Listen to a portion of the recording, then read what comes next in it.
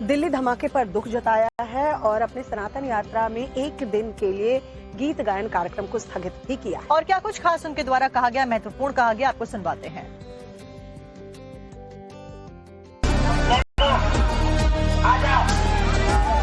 बागेश्वर धाम के पीठाधीश्वर पंडित धीरेन्द्र शास्त्री ने सनातन यात्रा के दौरान दिल्ली ब्लास्ट का जिक्र किया और इस घटना पर दुख जताया।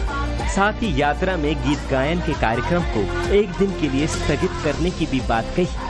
हम लोग कल जहां फरीदाबाद से चले हैं, वहां पर एक देशद्रोही के घर में 2500 किलोग्राम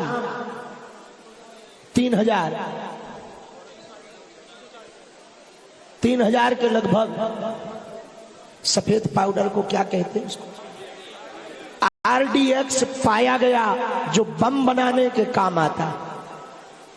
और वो कोई देशद्रोही आतंकवादी संगठन से जुड़ा था। बता दें कि बाबा बागेश्वर आज मोतीरोल से होडल मंडी तक सनातन पदयात्रा को आगे बढ़ाएंगे।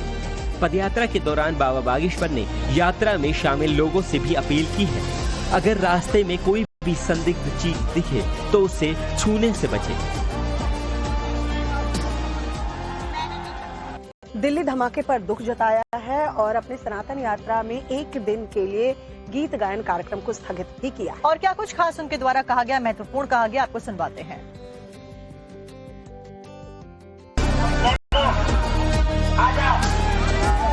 बागेश्वर धाम के पीठाधीश्वर पंडित धीरेन्द्र शास्त्री ने सनातन यात्रा के दौरान दिल्ली ब्लास्ट का जिक्र किया और इस घटना पर दुख जताया। साथ ही यात्रा में गीत गायन के कार्यक्रम को एक दिन के लिए स्थगित करने की भी बात कही।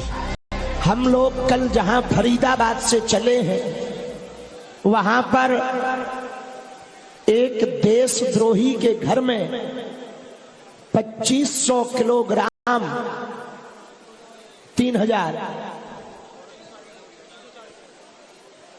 के लगभग सफेद पाउडर को क्या कहते हैं उसको, RDX पाया गया, जो बम बनाने के काम आता।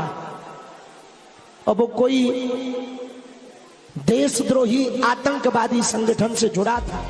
बता दें कि बाबा बागेश्वर आज मोतीरोल से होडल मंडी तक सनातन पदयात्रा को आगे बढ़ाएंगे।